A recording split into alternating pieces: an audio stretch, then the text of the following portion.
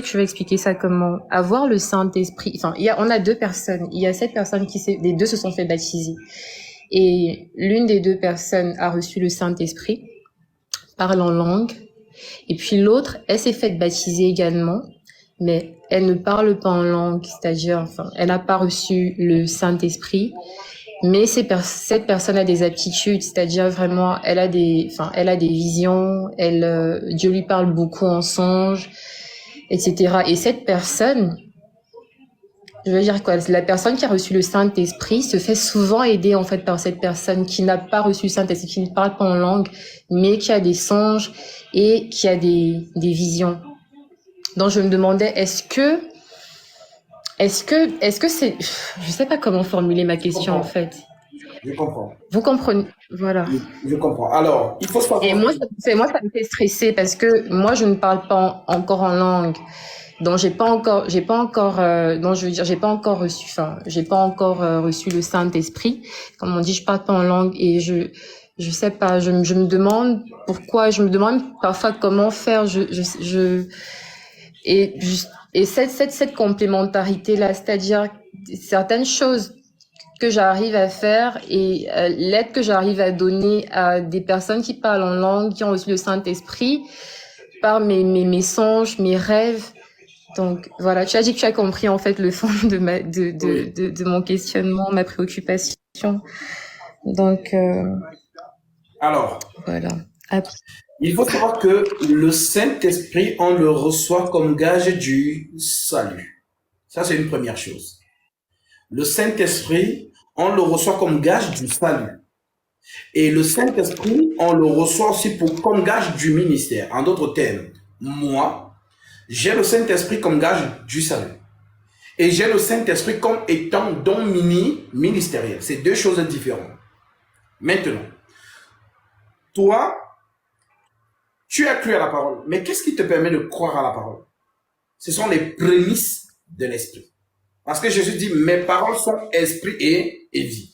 Donc le fait que toi, tu es captivé par ce qui est dit de la part de la personne du Seigneur Jésus-Christ et que tu crois en cela, cela ne vient pas de toi. Voilà pourquoi l'Écriture dit, nul ne peut venir à moi si le Père ne l'attire, nul ne peut aller au Père sans passer par moi. Donc attirer, c'est l'appel. Maintenant que tu as compris, il se peut que tu comprennes, mais que l'Esprit de Dieu ne se soit pas encore manifesté en toi. Parce qu'il le dit lui-même. Lisons. Nous sommes ici dans une conversation que Jésus a avec la femme samaritaine. Beaucoup de gens n'ont pas compris cette conversation-là. Et aujourd'hui, je vais l'expliquer. Jean 4, nous prenons à partir du verset 18. L'Écriture dit,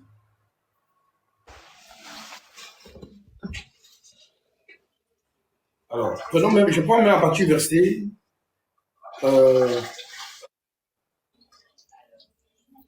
je prends à partir du verset 4. L'Écriture nous dit, comme il fallait qu'il passe par la Samarie, excusez-moi, je vais un peu muter le micro de ceux qui ne participent pas. Voilà. Parfait. Toutefois,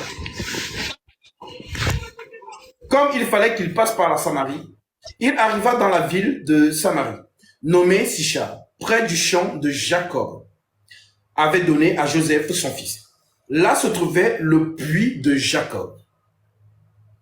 Jésus, fatigué du voyage, était assis au bord du puits. C'était environ la 6e heure. Une femme de Samarie vint puiser de l'eau. Jésus lui dit, donne-moi à boire. Première des choses. Car ses disciples étaient allés à la ville pour acheter des vivres. La femme samaritaine lui dit, comment toi qui es juif, me demandes-tu à boire à moi qui suis une femme samaritaine? Les Juifs, en effet, n'ont pas de relation avec des Samaritains. Jésus lui répondit, si tu connaissais le don de Dieu, et qui est celui qui te dit donne-moi à boire, tu lui aurais toi-même demandé à boire, et il t'aurait donné de l'eau vive. Donc ici, ça n'a rien à voir avec l'eau là. En fait, ce n'est pas de cette eau dont Jésus est en train de parler. Voilà, c'est une parabole. Seigneur, lui dit la femme, tu n'as rien pour puiser. Et le puits est profond. Le puits est profond. Et tu n'as rien pour puiser. D'où aurais-tu donc cette eau vive? Es-tu plus grand que notre père Jacob, qui nous a donné ce puits et qui en a bu lui-même, ainsi que ses fils et ses troupeaux? Jésus lui répondit, quiconque boit de cette eau aura encore soif. En d'autres termes, la loi. Donc l'eau de Jacob, c'est la loi. Et les fils de Jacob ont bu l'eau de Jacob, donc la loi Israël. Maintenant, Jésus dit, quiconque boit de cette eau aura encore soif. Mais celui qui boira de l'eau que je lui donnerai n'aura jamais soif. Et l'eau que je lui donnerai deviendra en lui une source d'eau qui jaillira jusque dans la vie éternelle. En d'autres termes, la femme dit que le puits est profond. Donc le puits qui est profond, c'est quoi? C'est la profondeur des océans, la profondeur de l'eau. Mais Paul nous a dit, l'Esprit Saint, le Saint-Esprit révèle même les profondeurs de Dieu. En Corinthiens chapitre 2. L'Écriture nous dit, Paul le dit concernant Proverbe 25:2, la gloire de Dieu c'est de cacher les choses et la gloire des rois c'est de sonder les choses. Maintenant, Paul nous dit concernant cela, le Saint-Esprit sonde tout, même les profondeurs de Dieu. Donc, ce qui est enfui en Dieu, c'est l'Esprit de Dieu qui le ramène à la surface. Voilà pourquoi il nous dit, qui connaît les pensées de l'homme, si ce n'est l'Esprit de l'homme qui est en lui. De même aussi, personne ne connaît les pensées de Dieu si ce n'est l'Esprit de Dieu. Alors, quand elle dit donc à Jésus, tu n'as pas, le puits est profond et tu n'as pas de quoi puiser. Jésus dit, quiconque boit de cette eau aura encore soif. Mais celui qui boira de l'eau que je lui donnerai n'aura jamais soif et l'eau que je lui donnerai deviendra en lui une source d'eau qui jaillira jusque dans la vie éternelle. La femme lui dit, Seigneur, donne-moi de cette eau. Donc la femme comprend que non, le puits de Jacob là, je ne veux plus boire l'eau là parce que à chaque fois que je bois cette eau, je reviens encore. Est-ce que vous comprenez? Donc l'eau de Jacob, en d'autres termes, la loi, on est fatigué. On revient toujours. Maintenant, Jésus lui dit, la femme lui dit, Seigneur, donne-moi de cette eau, afin que je ne vienne plus, afin que je n'ai plus soif et que je ne vienne plus puiser ici. Va, lui dit Jésus, appelle ton mari et viens ici. La femme répondit, je n'ai point de mari. Jésus lui dit, tu as eu raison de dire que tu n'as point de mari, car tu as eu 5 maris. Et celui que tu as maintenant n'est pas ton mari. Et cela, tu as dit vrai. Donc, en gros, tu as eu 5 maris, et il y a un autre qui est là, qui n'est pas ton mari. En d'autres termes, un 6e. Maintenant, Seigneur lui dit la femme, en d'autres termes, moi je suis le 7e. Le 7e, c'est le repos. Et c'est dans le repos qu'on boit de l'eau. Quand quelqu'un travaille, c'est dans le repos. Donc maintenant, Seigneur lui dit la femme, je vois que tu es prophète, parce que tu m'as dit des choses que seul moi je connais. Je vois que tu es prophète. Nos pères ont adoré sur cette montagne. Voilà là où la conversation commence. Je vois que tu es prophète. Nos pères ont adoré sur cette montagne. Donc, l'introduction de l'adoration commence. Nos pères ont adoré sur cette montagne. Et vous dites, vous, que le lieu où il faut adorer, c'est à Jérusalem. Femme, lui dit Jésus, crois-moi, l'heure vient où ce ne sera ni sur cette montagne, ni à Jérusalem que vous adorerez le Père. Donc, l'adoration, ce n'est pas un lieu.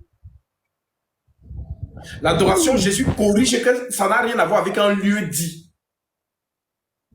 Oh, allons à l'assemblée. Oh, allons, non. Ça n'a rien à voir avec un lieu. Allons à Jérusalem, les pèlerinages et tout ça. Ça n'a rien à voir l'adoration. Ça ne sera ni à Jérusalem, ni sur cette montagne que vous adorez le Père. Vous adorez ce que vous ne connaissez pas. Nous adorons ce que nous connaissons. Car le salut vient des Juifs.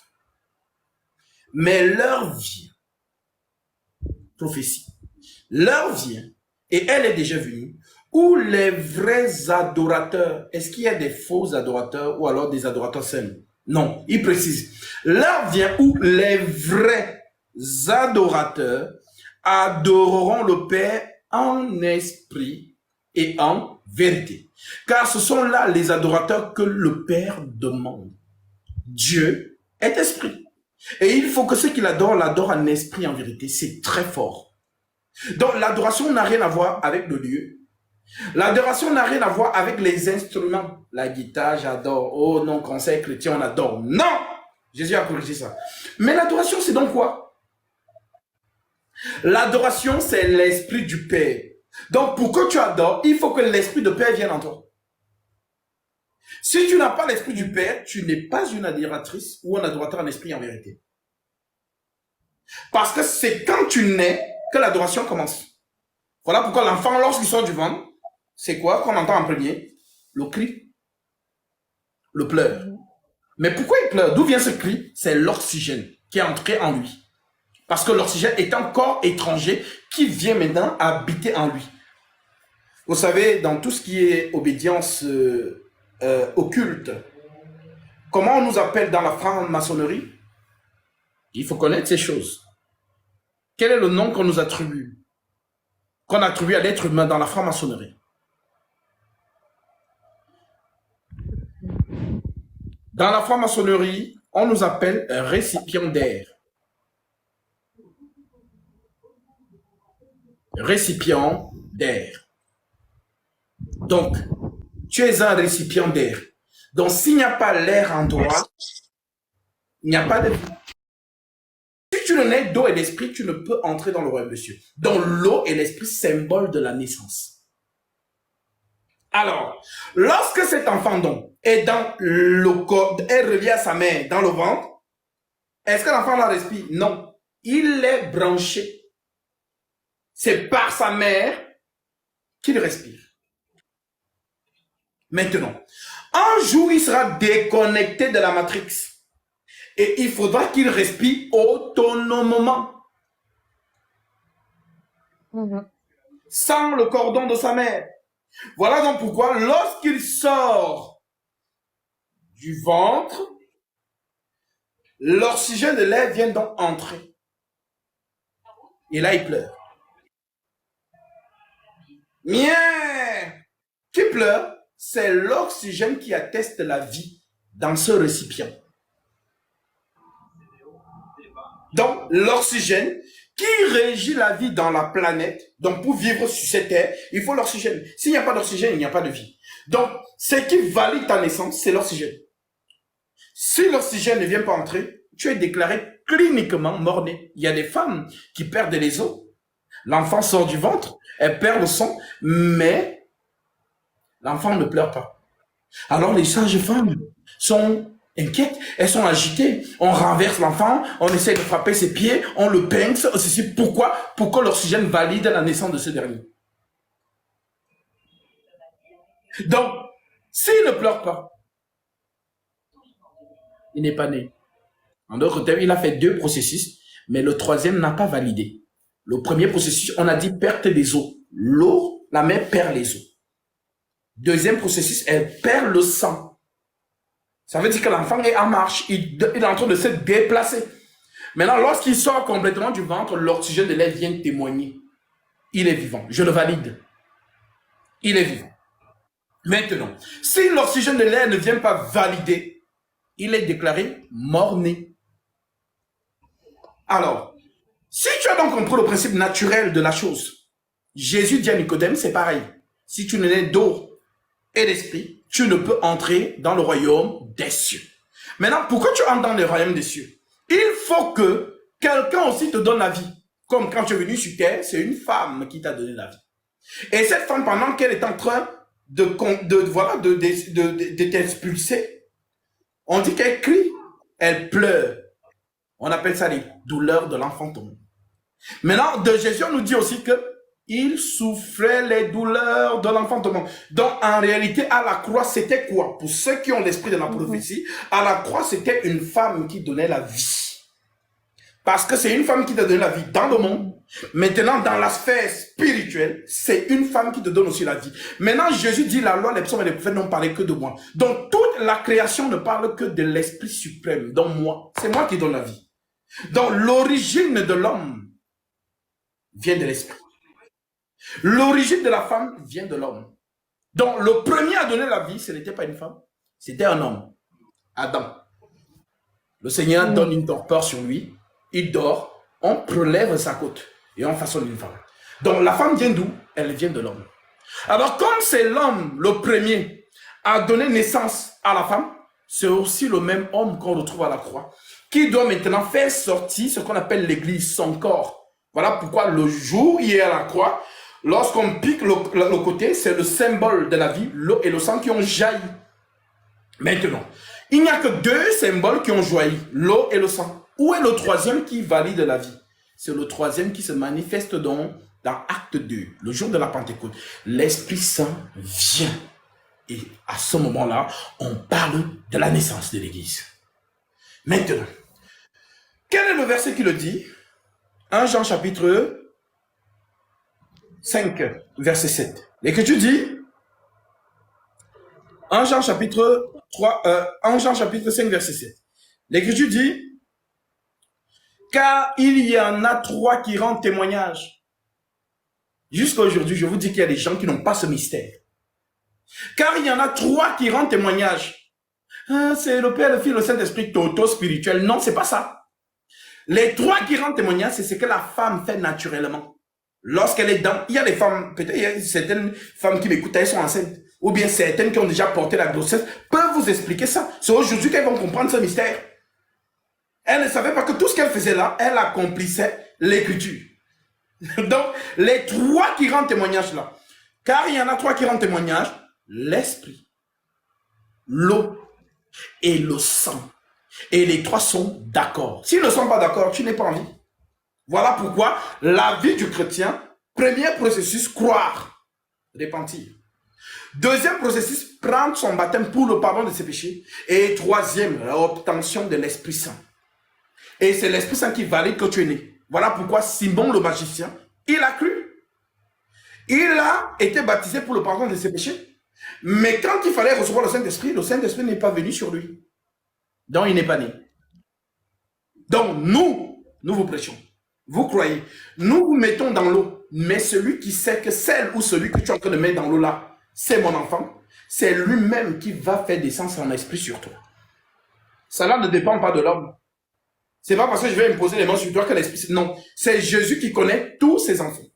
Et il donne son esprit cause. Donc, quand l'esprit vient sur toi, voilà pourquoi tu entends une personne. Je vais vous montrer un exemple. Je vais mettre le micro. J'aime souvent montrer cet exemple pour que les gens comprennent mieux de quoi on parle. Alors.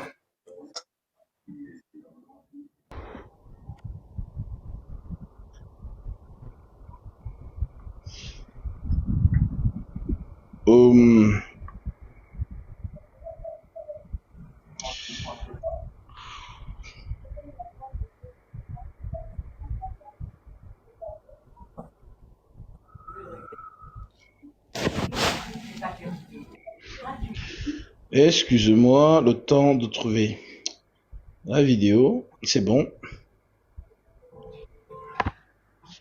Et là, je vais...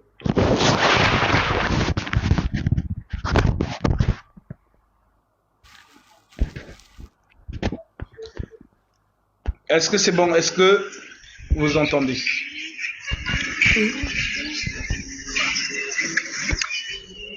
Le son est bon? Oui. Voici ta fille, à qui tu as permis de sauver. La vérité de l'évangile. Conformément à ta parole, allez et faites des nations des disciples et baptisés au nom du Père, du Fils et du Saint-Esprit. Et enseignez-leur à observer tout ce que je vous ai prescrit. Et voici seul me fera jusqu'à la vie. Encore dit. Allez prêcher la bonne nouvelle à toute la création. Celui qui croit et qui sera baptisé sera sauvé. Celui qui ne croit pas. Le Saint-Esprit est survenu ce jour-là. Le Saint-Esprit nous a révélé que le nom du Père, c'est le Seigneur Jésus-Christ. Qui est revêtu de ton esprit, déclare ce jour. Repentez-vous et que chacun de vous soit baptisé au nom de Jésus-Christ pour le pardon de vos péchés et vous recevrez le don du Saint-Esprit. Moi, ayant autorité du Dieu Tout-Puissant, je te baptise au nom de Jésus-Christ. Great sons make faith. 6. Alors, je suis désolé pour ceux qui n'entendent pas bien, mais je voulais juste vous montrer que le Seigneur lui a fait grâce. Cela ne dépend de personne. Cela ne dépend ni de moi, ni de qui que ce soit. C'est du Seigneur lui-même. Et il y a des gens que je vais mettre dans l'eau et qui subitement, le Seigneur va valider la naissance. En d'autres termes, va leur accorder l'esprit. Et il y a d'autres, je vais leur mettre dans l'eau. Cela ne va pas se manifester là. Mais la personne, quand elle sera en train de prier, peut-être dans sa chambre, en train de demander, ou bien en train de suivre la prédication, l'Esprit Saint vient sur lui. Dans sa chambre, en train de demander, ou bien en train de suivre la prédication, l'Esprit Saint vient sur lui. Il y a un peu d'écho. Alors, il y a des personnes que je n'ai pas rencontrées, mais juste en écoutant la prédication, l'Esprit Saint est descendu sur eux. Comme au temps de Pierre avec Corneille. Pierre parlait et l'Esprit Saint est descendu sur Corneille. Maintenant, au temps des apôtres, eux à qui le Seigneur a donné l'autorité d'imposer les mains. Donc, les apôtres, dès qu'ils vous baptisaient d'eau, ils avaient cette autorité de vous imposer les mains et d'invoquer le Saint-Esprit Saint sur vous. Mais les disciples n'ont pas cette autorité. À l'image de Philippe. Philippe arrive en Samarie, dans la femme samaritaine. Cette ville qui est réputée d'être une ville de sorcellerie, où on pratique la magie, et ainsi de suite. Voilà pourquoi lorsque Jésus envoie les 12, il leur dit, n'allez pas vers les Samaritains. Allez plutôt vers les brebis perdues de la maison d'Israël. Maintenant, après que le Saint-Esprit soit venu, Philippe se dirige dans cette ville. Il prêche, les gens croient. Il les baptise d'eau. Mais le Saint-Esprit ne descend sur aucun d'eux, dit l'Écriture. Maintenant, il envoie la nouvelle à Jérusalem. On fait venir Pierre et Jean. Ceux-ci arrivent en Samarie, viennent donc imposer les mains sur ces derniers et le Saint-Esprit descend. Maintenant, nous, est-ce que nous avons le droit de le faire aujourd'hui? Non. Comme Philippe, nous sommes des disciples. Eux, c'était les apôtres. Aujourd'hui, ils ne sont pas là. Ils dorment maintenant. Donc, personne ne doit vous mettre les mains pour dire que non. Sinon, c'est un autre esprit que vous allez recevoir. Pas l'esprit de Dieu. Donc, les gens qui vont, vous allez voir quelqu'un qui vous fait ribobori baba. Ce n'est pas le Saint-Esprit. Ce n'est pas le Saint-Esprit. Vous le voyez souvent sur TikTok ou machin. Les gens, je vais encore montrer ça. C'est important qu'on montre. Pour que les gens sachent de quoi on parle.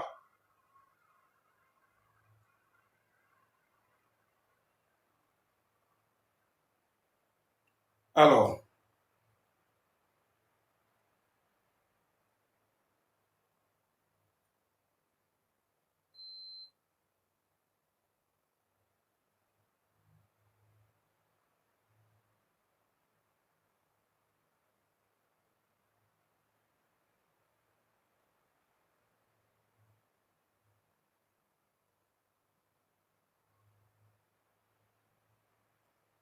Excusez-moi. Alors.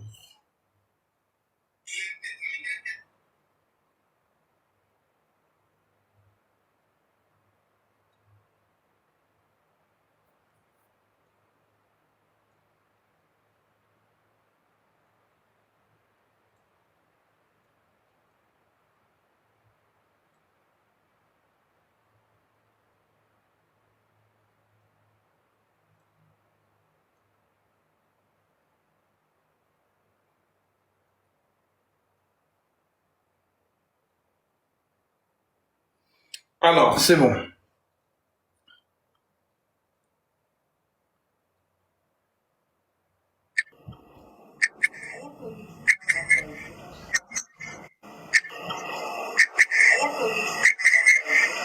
Alors, je ne sais pas si vous entendez. Alors, juste un instant, le temps de faire écouter aux autres. Je ne sais pas si vous voyez. Je ne sais pas si vous entendez. Il y a des bruits. Est-ce qu'il y a encore des bruits? Je pense que la sœur a fermé son micro. Le gars, il me drague, il me dit, t'es chrétienne? Je dis, oui, je suis chrétienne. Il dit, ah, j'espère que t'es pas des aiguisistes, hein, parce que là-bas, il passe son temps à parler en langue. Attendez. Je sais pas pourquoi ça...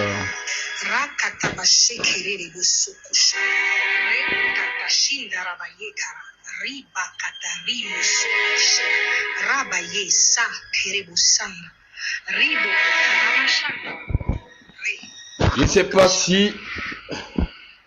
Voilà. Vous voyez bien. Voilà. Le gars, il me drague, il me dit, t'es chrétienne? Je dis, oui, je suis chrétienne. Il dit, ah, j'espère que t'es pas des églises évangélistes, hein, parce que là-bas, il passe le temps à parler en langue.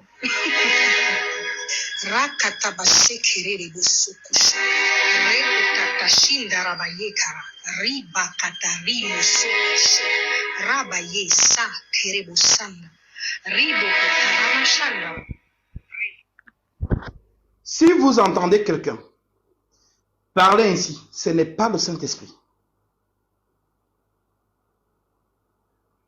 Voilà donc le parler en langue que vous retrouvez dans les églises réveillées, dites charismatiques. Ce n'est pas le Saint-Esprit.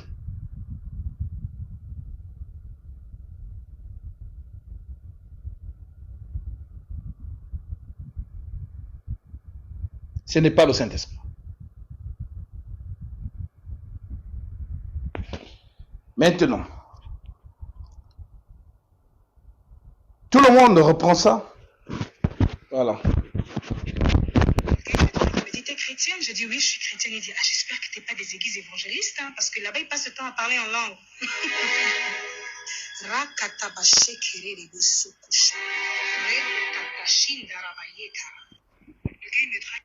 Le gars, il me drague, il me dit, t'es chrétienne? Je dis, oui, je suis chrétienne. Il dit, ah, j'espère que t'es pas des églises évangélistes, hein, parce que là-bas, il passe le temps à parler en langue. Ouais. Le gars, il me drague, il me dit, t'es chrétienne? Je dis, oui. Donc, pour vous dire quoi? Pour vous dire que c'est répandu là-bas dehors. Marcelo Tonassi, Ivan Castano, Joël Tatou, vous allez les voir faire la même chose. Ce n'est pas le Saint-Esprit. Quand vous êtes têtu, continuez. Personne ne peut décider de parler en langue. Ça, c'est une première chose. On ne décide pas. Ça, c'est une première chose. Seconde chose, ce n'est pas l'homme qui parle. C'est l'esprit qui s'exprime. L'homme n'a pas la capacité de parler en esprit. C'est le domaine du Saint-Esprit. C'est ce qu'on appelle l'adoration. L'homme ne peut pas adorer Dieu. C'est l'Esprit de Dieu qui s'adore lui-même.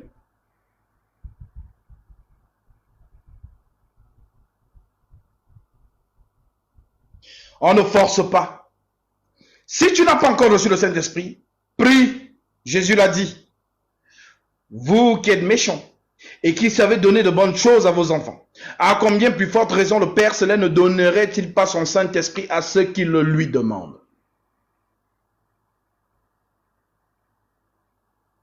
Je vais encore vous montrer pour que... Voilà. Et si quelqu'un vous dit parle en langue, ça n'existe pas. Tu ne peux ordonner à personne de parler en langue. Lorsque Paul dit dans 1 Corinthiens chapitre 14, je souhaiterais que vous parliez tous en langue. En d'autres termes, j'aimerais que vous tous, vous puissiez accéder à ce niveau.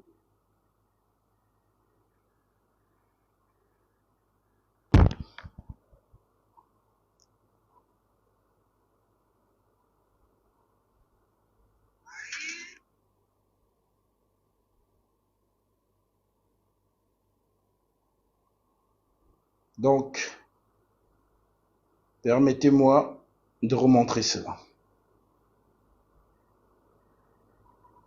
On ne force pas ces choses. Retenez-le. Donc, vous savez maintenant, si vous entendez quelqu'un faire ces choses-là, voilà.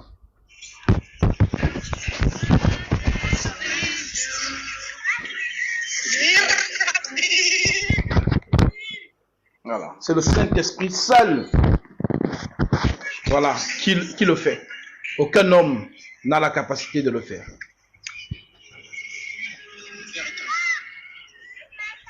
Voici ta fille, à qui tu as donné la vérité de l'évangile.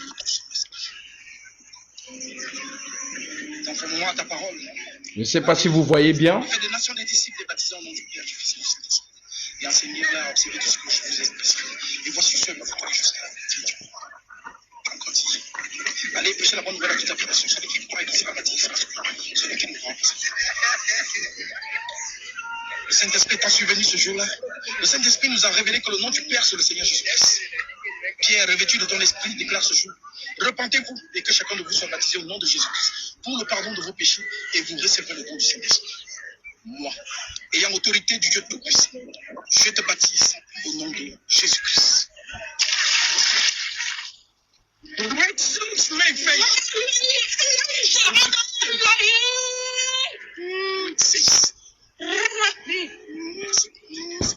Donc, c'est le Seigneur qui se glorifie lui-même.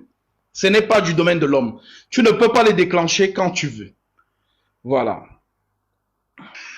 Et ça, je pense que je vous avais déjà montré. Tu es le Dieu Cela. Tout-Puissant, manifesté en Vous chair. allez entendre. Toi qui as versé ton sang à la croix, afin que son âme ne périsse point, mais qu'il hérite la vie éternelle s'il croit. Et il a cru. Et il prend cet engagement, car le baptême est un engagement de bonne conscience. C'est le pourquoi, moi ton serviteur, je le baptise au nom de Jésus-Christ.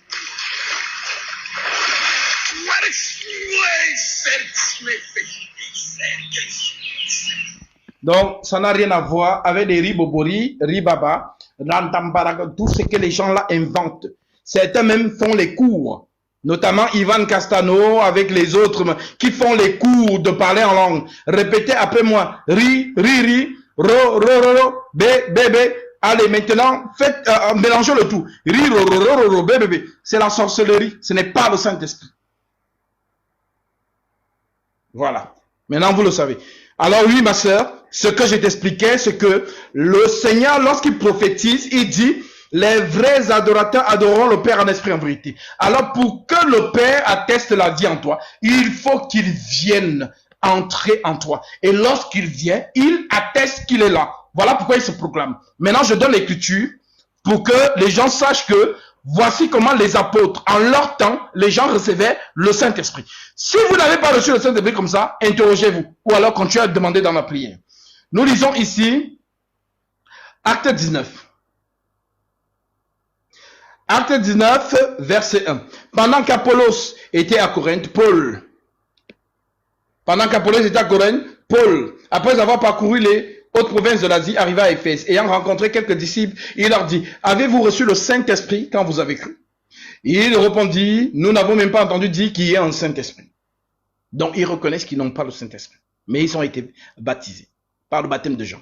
Alors Paul dit: ah, mais comment ça vous n'avez pas le Saint-Esprit? Avez-vous reçu le Saint-Esprit quand vous avez cru? Non. Lui répondit-il: nous n'avons pas même entendu dire qu'il y ait le Saint-Esprit, qu'il y ait un Saint-Esprit.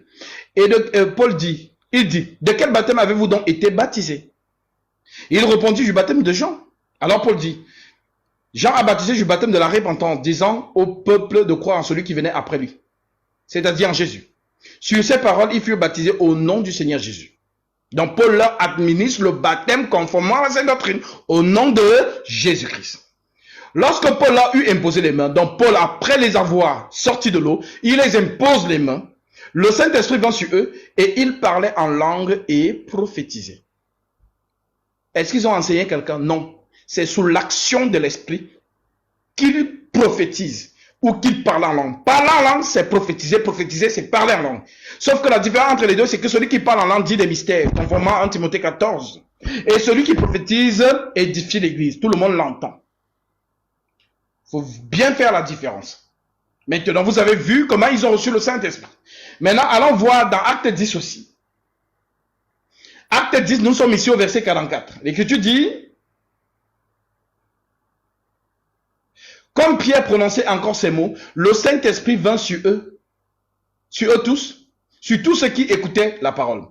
Tous les fidèles circoncis qui étaient venus avec Pierre furent étonnés de ce que le don du Saint-Esprit était aussi répandu sur les païens, car ils les entendaient parler en langue et glorifier Dieu.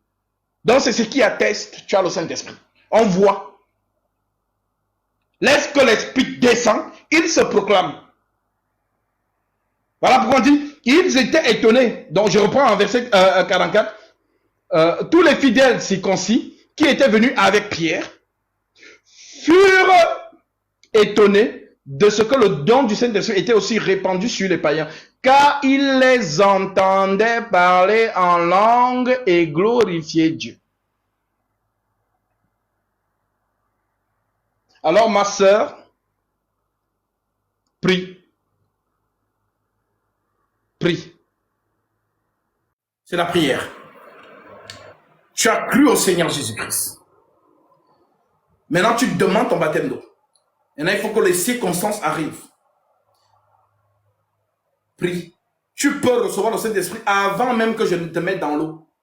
Dans la prière, si Dieu le veut, c'est lui qui décide. Je ne sais pas si la sœur Bichelène est là ou bien la sœur Merveille. Si vous êtes là, vous pouvez monter, donner votre témoignage parce que vous étiez celle qui avait besoin. Je vous disais prier et vous le recevrez. Maintenant, vous allez comprendre ce que Paul disait. Parce que tant que tu n'as pas encore reçu l'Esprit Saint, tu ne peux pas savoir ce que c'est. Tu entends les gens dire, mais tu ne comprends pas. C'est comme une femme enceinte qui essaie d'expliquer à une femme qui n'a jamais porté la grossesse les symptômes de la grossesse. Non, elle va t'écouter, mais te comprendre, elle ne te comprendra pas. Elle va te comprendre lorsqu'elle sera enceinte comme toi. Elle va se souvenir, ah oui, je comprends maintenant ce que ma copine me disait. Je comprends maintenant, quand elle me disait ça, je comprends maintenant ce qu'elle ressentait.